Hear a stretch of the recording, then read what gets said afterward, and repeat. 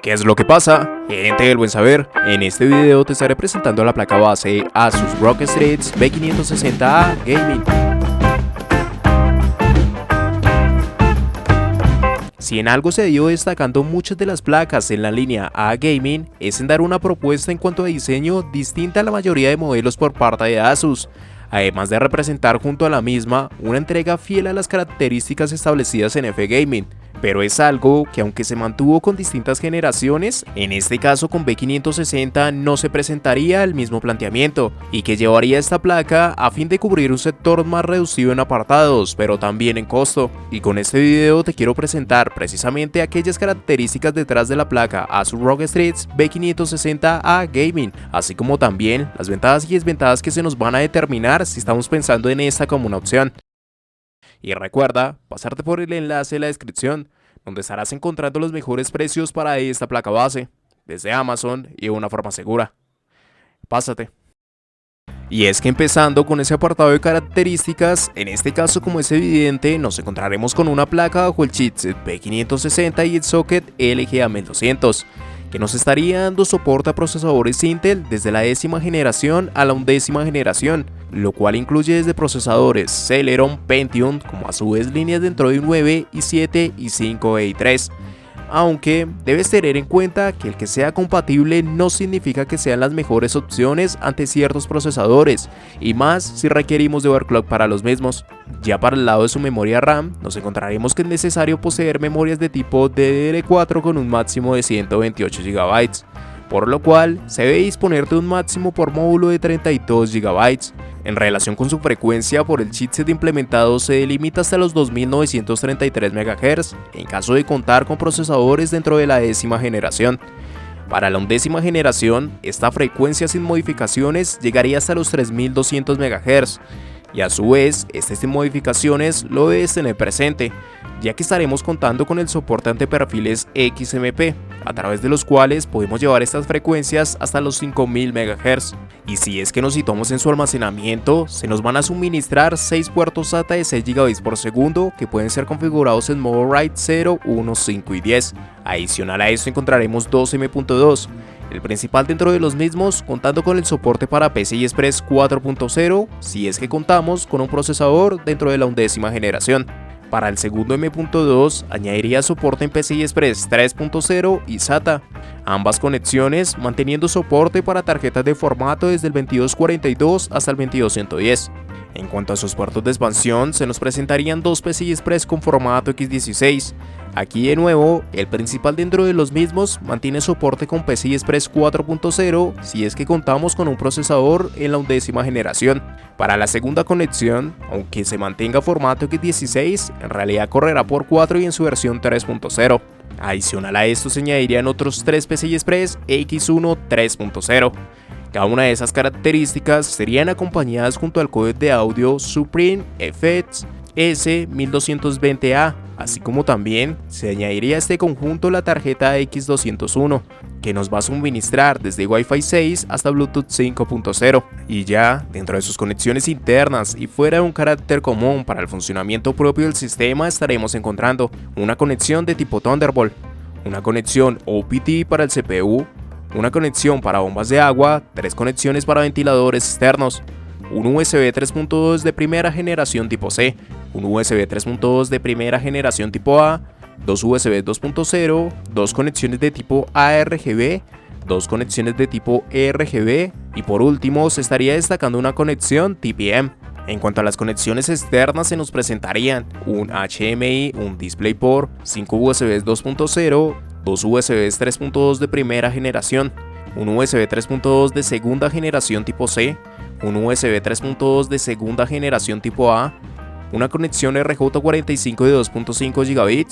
una conexión para audio óptico y 5 conectores de tipo jack, además de también destacar la utilidad BIOS Flashback Button. Ya por último, nos encontraremos con un diseño de 10 fases de alimentación que estarían completamente recubiertos por una disipación pasiva. Cada uno de estos apartados serían las características representadas en esta placa de un formato de tipo TX, donde nos encontramos bajo dos situaciones. Por un lado, se añade un VRM con las mismas bases manejadas por la TUF, mientras que por el otro, se establece la conectividad y añadidos extra de F Gaming, hasta cierto punto,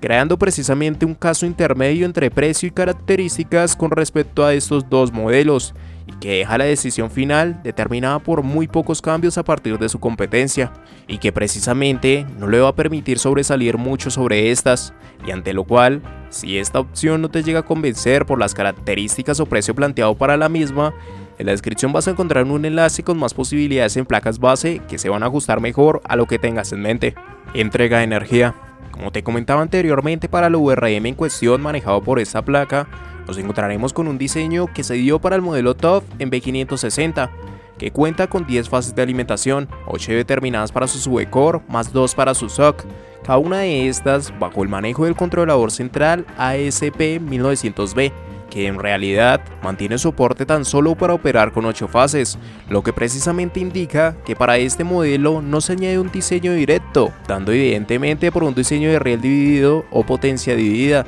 bastante frecuente para las placas de Asus en los últimos años. Esto permite incluir una mayor cantidad de fases de las que directamente puede manejar el controlador central, muy similar a lo que se puede llegar a lograr con la utilización de voladores, creando intermedios entre el controlador central y la tapa y permitiendo que una señal que parte desde el controlador central sea gestionada por 2 etapas, cada una bajo la misma potencia. Ante esta base, el controlador, que en este caso opera con un modo de 4 más 2, puede hacer gestión a partir de este diseño de 8 fases en su subcore. Como tal, está en cada una de las fases, pero no en un diseño directo, lo cual reduce su eficiencia, pero evidentemente va a permitir también reducir los costos a cambio de no añadir un controlador que realmente opere con esta cantidad de fases. Todo esto no es para nada un diseño malo y se incorpora en muchas de las placas de Asus aún destinadas para la gama alta, y hasta acá de hecho se comparte la misma base que se añade con la F-Gaming, donde el cambio es precisamente en los MOSFET utilizados, y en este caso empleando las piezas de Onsemic NSP 302150 con una capacidad hasta 50 A, un total de manejo de hasta 400 A por parte de su subcore, aunque de hecho la diferencia no es tan amplia con respecto a la F-Gaming, mismo diseño y MOSFET bastante similares, y que para la línea de procesadores que recomendaría en estas placas, como lo serían i7 o i5, no cobran tanta relevancia. Hay mejoras, pero son bastante reducidas, por lo que dentro de Asus es de los mejores diseños en B560, pero es de los mejores debido a que no sea un avance desde la TUF. Dieron mejoras en conectividad y añadidos extra, pero dejaron bastante descuidado el VRM, y donde otras compañías, inclusive por el mismo valor, sí que mejorarían estas bases. Y así como cada una de estas características nos plantean una placa base con muy buenas prestaciones para realizar nuestros ensambles, de igual manera reconocer aquellas ventajas que nos puede plantear es un apartado fundamental, por lo cual estos serían algunos de esos puntos que jugarían a su favor. Aquí se pueden destacar varios apartados que pueden sobresalir desde esta placa, principalmente guiados por la conectividad y los añadidos extra que se pueden incluir, ante por ejemplo las incorporaciones en PCI Express 4.0, que se estarían representando desde su M.2 principal y su PCI Express X16 principal, que adicional a esto destacan añadidos extra como reforzamientos para este PCI Express X16, otro segundo M.2 y disipación para las unidades de almacenamiento que estemos añadiendo dentro de estos. Se nos plantea uno de los códecs de audio más recientes para las placas en Asus. En cuanto a la conectividad para USB tipo C, se suman desde conexiones internas determinadas para el gabinete, hasta inclusive conexiones adicionales provenientes desde su backplate. Para el lado de las conexiones a internet, ya se plantean conexiones a RJ de 2.5 GB, además de sumar la tarjeta X201, que nos va a suministrar tanto Wi-Fi 6 hasta Bluetooth 5.0. Se plantea el estándar para la personalización del sistema desde 2 conexiones de tipo ARGB y 2 de tipo ERGB, modificables a partir de Auracin. Gracias al chipset en cuestión, se añade soporte con perfiles XMP para ajustar la placa a la frecuencia nativa de nuestras memorias. Ya se encuentra disponible utilidades Flash BIOS para las actualizaciones de la BIOS sin un CPU en el sistema. Y realmente más allá de esto, poco va a destacar. Su diseño probablemente es de esos puntos que tiende a sobresalir bastante con esta placa, pero a su vez es un factor dependiente del gusto de cada usuario. En cuanto a su VRM, se puede llegar a destacar teniendo en cuenta que reduce el costo con respecto a F-Gaming por una eficiencia similar, aunque también, bajo el mismo planteamiento, se llegaría a destacar aún más el modelo TUF. Y así, como se estarían representando cada una de estas ventajas a partir de esa placa base, a su vez no es un modelo que vaya a estar exento de contener algunas desventajas, por lo cual estos serían algunos de esos puntos que no jugarían tanto a su favor. En este caso, existen varios apartados que pueden llegar a ser cuestionables a partir de las características añadidas para esta placa base, principalmente si se hace énfasis en esos dos modelos mencionados con anterioridad, TUF y F-Gaming,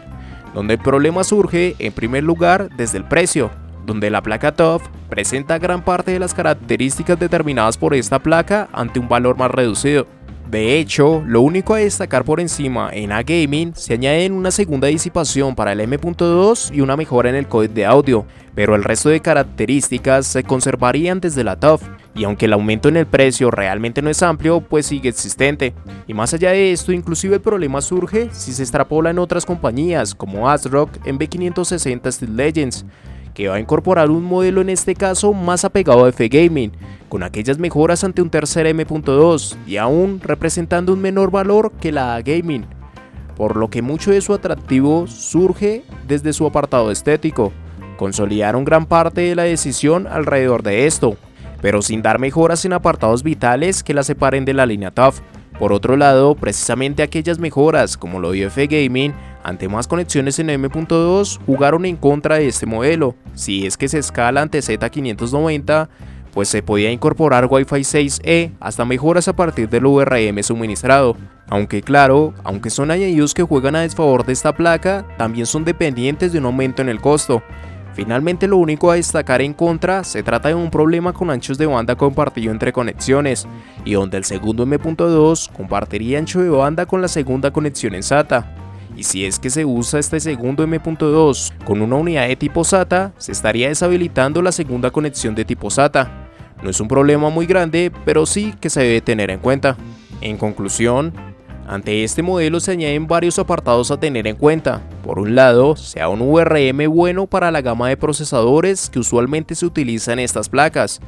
pero sin dar un salto con respecto a modelos en Asus de menor gama. Por otro lado, también sea una conectividad con buenos apartados y sobre todo ante características extra que van a formar una alternativa muy completa desde el inicio. Pero también surge el problema de que la propia conectividad es la réplica de placas como TUF, aunque con esas mejoras extra a partir de una evolución en el códec de audio y una disipación extra en el M.2. No es una mala placa, tiene buenos añadidos. La cuestión es que no es la única que va a representar cada uno de esos añadidos, y la competencia que le va a surgir sí que puede mantener reducciones en su costo e inclusive sumar un enfoque más coherente en otros apartados, como un M.2 extra desde Steel Legends, o mejorar el VRM como el modelo Torpedo, y también ante ese tercer M.2. A la final, la cuestión es que aunque dé buenas características y diseño, si tenemos en cuenta su precio, surgen alternativas mejor trabajadas por el mismo costo,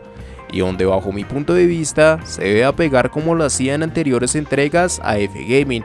y haría por lo menos ese tercer M.2 como una razón más acertada para decidirte por este modelo. No es una mala placa, pero por el precio surgen mejores opciones ante otras compañías. Y recuerda pasarte por el enlace de la descripción, donde estarás encontrando los mejores precios para esta placa base, desde Amazon y de una forma segura. Pásate.